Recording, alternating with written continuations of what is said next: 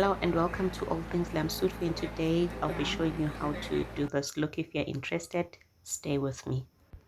To prepare her face, I'm applying a primer, and I'm applying a matte primer on the T-zone and a dewy primer on the outer perimeters of her face, and then I am dusting off the eyebrows with powder to remove any oil that could possibly be on her eyebrows. And then for her eyebrows, I'm using the color 03 of the David's brand. So I'm outlining the parameters of her eyebrows, and I am defining the bottom and the top parameters, and then I will fill in the spaces in between.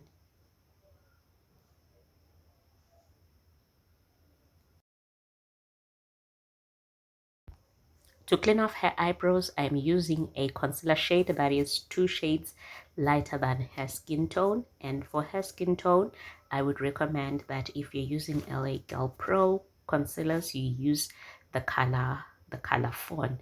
And for the concealer brush, I use a brush that has a flat surface for better definition of the line, which defines the parameters, and then drag the concealer into the lid space, and then take a fluffy brush and blend. This steps prepares the lid space for application of eyeshadows. So I will add more concealer, ensuring that the whole lid space is covered and well blended. For the top part of her eyebrows, you can use any shade from the foundation shade, or you can blend the concealer with a bit of foundation. This makes it very easy to blend foundation with the concealer when you are applying foundation on the rest of the face. But if you're going for a super defined eyebrow look, I recommend that you blend the foundation with a bit of the concealer, and then you take the fluffy brush like I'm doing and blend towards the forehead, because you don't want to spoil the demarcations that you've already made on the eyebrows. So at this phase, apply powder, translucent powder, on the eyelid to make sure that the concealer does not crease. For the eyelid, I'm applying a transition shade, which is a shade that could start from a brown shade, 1 shade darker than the skin tone, or 2 shades darker than the skin tone, and or a burnt orange color as a transition shade, a color that is not very far from her skin tone. That is what I'm doing at this step. And then for the outer V, apply a deeper color. So for this one, I'm applying a deeper brown shade on the outer V. To apply this shade, use a tapered brush because it goes easily into the crease space, and you then blend the 2 shades, which is the crease shade, which goes all the way to the outer V. You blend that using the first shade that you applied as a transition shade, ensuring that there are no harsh finishes. So I'll be cutting crease. So on the crease line, I use the concealer shade that I used to clean her eyebrows. I use that one to create a nice arc on her crease line.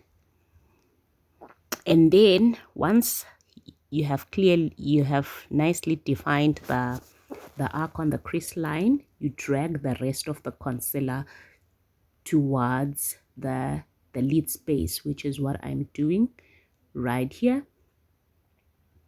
And make sure that for a half done crease, you make a semicircle or an arc that is going to cover 2/3 of the eye, leaving the outer V of the lid untouched, as you can see here, and then blend starting from the outer V. I've realized that this makes the blending process very, very easy when you start from the outer V, unlike when you start from applying the lid color, which makes it difficult to then blend the outer V color, resulting in harshly cut crease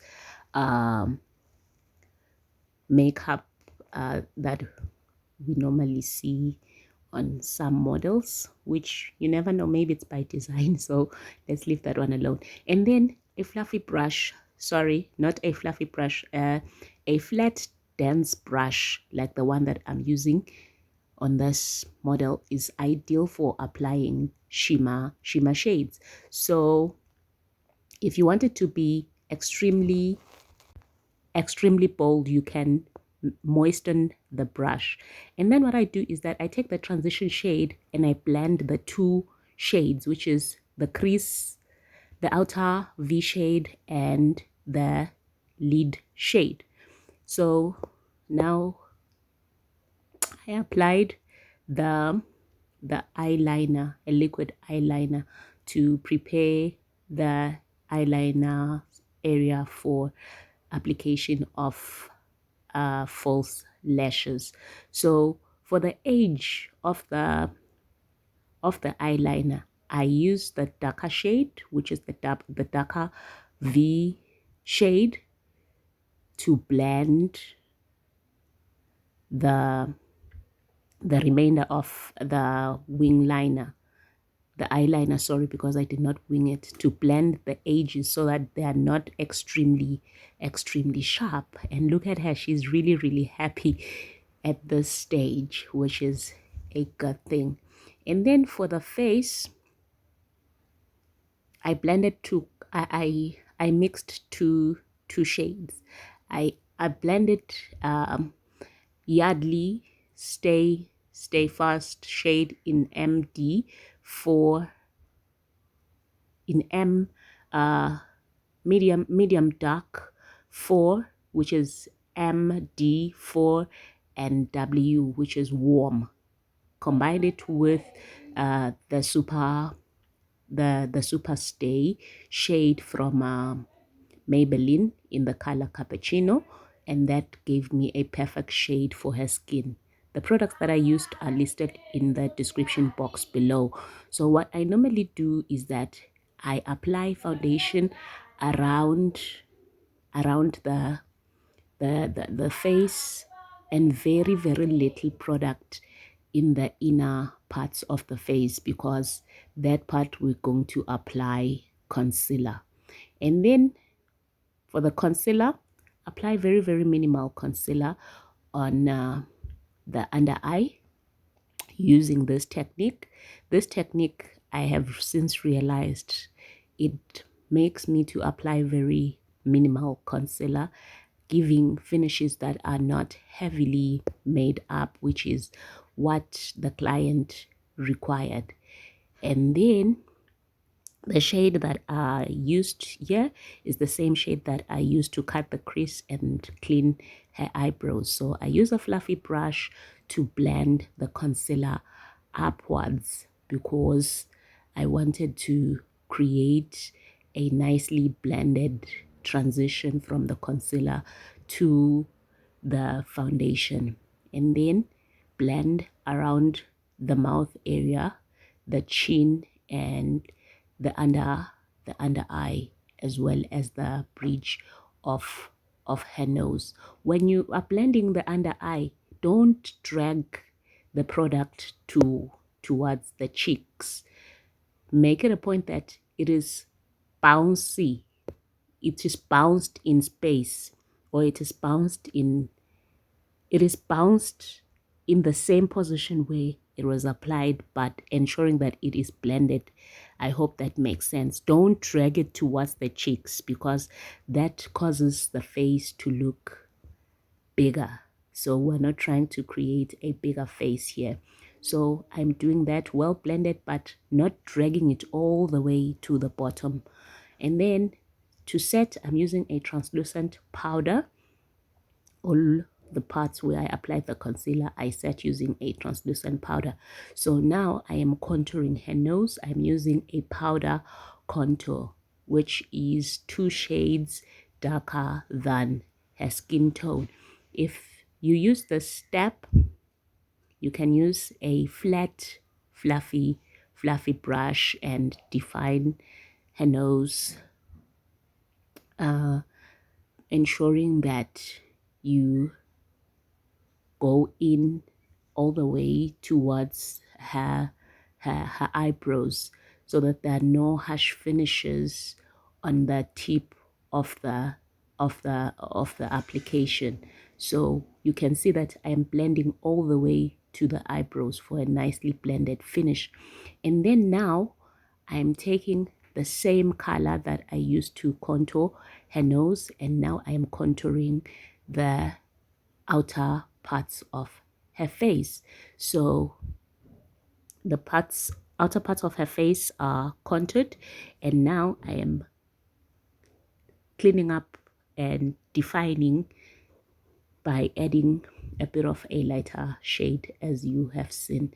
And then at this stage I applied the blush color, and for the blush color to give a lifted effect, I apply the blush color and bring a bit of it towards the temple of her face, on the cheek and towards the temple of her face. That gives a lifted effect. And then at this face, the eyeliner, the waterline has been lined, and then I applied a highlighter, very subtle highlight, because we're going for a softer skin finish, using a fluffy brush, the same brush that we used to blend our concealer.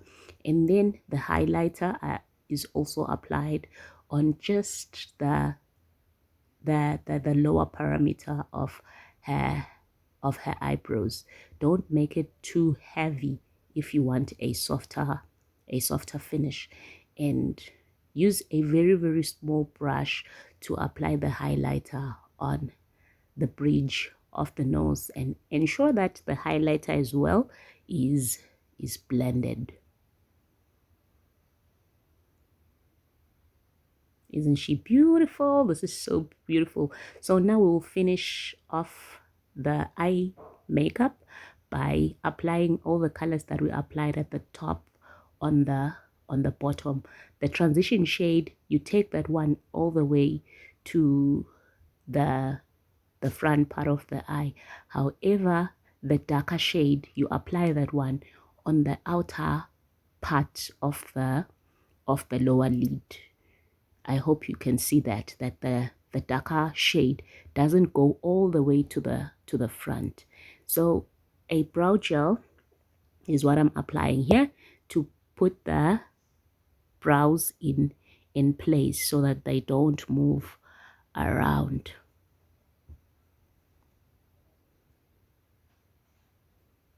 This step is very crucial in making very nice eyebrows. So we have prepared the lips by applying a brown shade on the parameters and bringing in the brown on the outer V of the lip.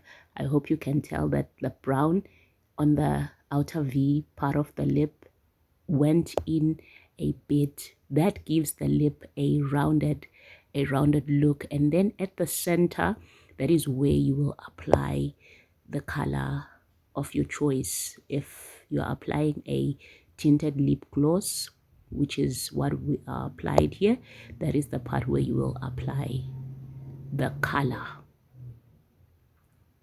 Everything is well blended, so now we set the face, and this is the final product. If you really liked the look, please make it a point that you subscribe, you like the video, and you share the video. This really helps with the algorithm and in pushing and promoting my work. Thank you so much for watching. Bye.